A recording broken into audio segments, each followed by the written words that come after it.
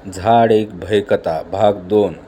काही यायचा योग दिसत नाही आहे. माझ्यामुळे तुझं पण कॅन्सल होतंय राव. काही खुळ्यासारखं बोलू नकोस. नैसर्गिक आपत्ती, त्याला कोण काय करणार नाही. मला असं वाटतंय की मी जाऊ नये असा संकेत असावा. शिवानंद शून्यात बघत म्हणाला. हां, खरंच. आणि कोण देतंय हे संकेत? तुझं ते छपरी झाड. यार, छपरी वगैरे कशाला म्हणतोस? कोणाबद्दल असे उगाच अपशब्द काढू नयेत. तुला खोटं वाटतंय तर सोडून दे, पण निदान अपमानास्पद तरी बोलू नकोस. कोणाला अपमानास्पद बोललो मी? त्या झाडाला छपरी म्हणालो मी, तुला नाही. एके वेळेस मला म्हणलं तर चालेल लेका, पण तू त्या झाडाला. शिवानंद चाचरत म्हणाला. तू शिव्या डोक्यात जाऊ नकोस. माझ्या एका जागी शुंभासारखं उभं असलेले ते झाड, त्याला 1 इंच पण हलता येत नाही आणि ते तुला संकेत देतंय, दरडी पाडतंय. का तर म्हणे तू माझ्याबरोबर येऊ नयेस. अरे हट, थांब, आत्ता जाऊन एक लाथ मारून येतो, म्हणजे कळेल तुला की ते खरंच काहीही करू शकत नाही आपल्याला.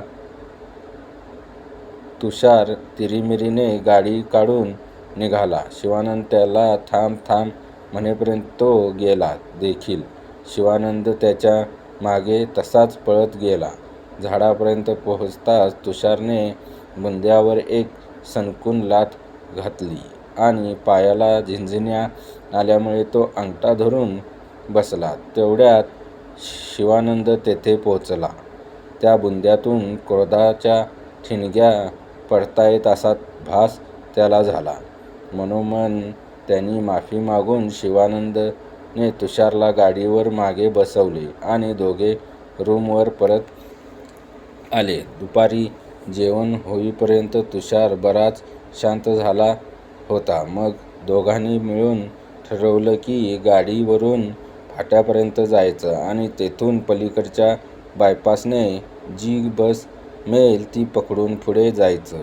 परत येईस्तोवर गाडी फाट्यावरच्या गॅरेजवाल्याकडे लावायची.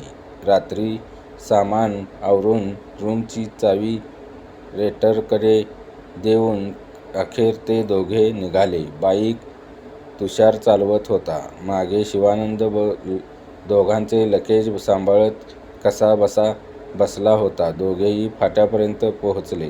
पाहतात तो काय, गॅरेज बंद. आता काय करायचं? तुषार वैतागला. तेवढ्यात एक जीप धुरळा उडवत त्यांच्या शेजारी येऊन थांबली. आतून लाल पिचकारी सोडत ड्रायव्हरने विचारलं, पाहुणं कुणीकडं? कुंजीरवाडी फाट्याला निघालोय दादा, पण काही योग येईना झालंय. तेथून बस पकडून पुढच्या गावाला जायचंय. कुणच्या गावाला जाणार? बामणोली. मग चला माझ्या संगट, मी बी तिथंच चालूया. लांबचा पल्ला हाय, तेवढंच मला बी कुणीतरी सोबतीला होईन. पण दादा, तुम्ही इकडं कसं काय? शिवानंदनं विचारलं. अरे, काम हाय एक पाटलाकडं. चला बसा, आता काम करून मग पुढं जाऊ. लय नाही, तासाभराचं काम हाय. ड्रायव्हरचे तोंड जरी पानाने लालभडक झाले होते तरीही एकटे वाटत होता. दोघेही तयार झाले.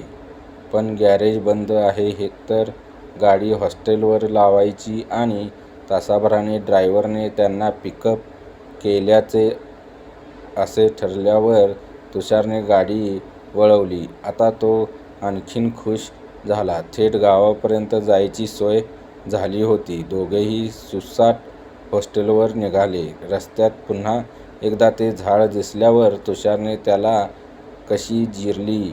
आता आम्ही थेट जाणार अशा अर्थाने बत्तीशी दाखवू वेडवण दाखवलं. आणि त्याच वेळेला त्याचा एकदम बॅलन्स गेला. सरळ जाणारी गाडी एकदम झाडाच्या दिशेने तिरकी जाऊ जोरात त्या बुंद्यावर धडकली. पुन्हा मागे रिव्हर्स येऊन पूर्ण गोल फिरून पुन्हा आपटली. तुषार फुटबॉल सारखा उंच उडाला हे शिवानंदने सामानासकट पडताना पाहिलं आणि त्याची शुद्ध हरपली. कोणीतरी किंकाळी फोडल्याच्या आवाजाने शिवानंदने डोळे उघडले. क्षणभर त्याला आपण कुठे आहोत याचे कळेना.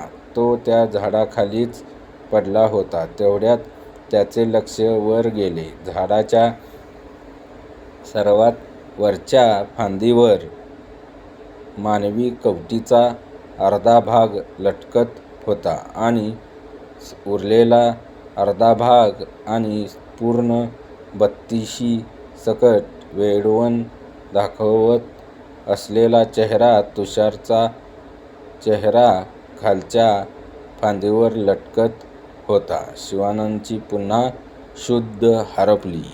स्टोरी कशी वाटली? लाईक, शेअर आणि सबस्क्राईब, कमेंट करा.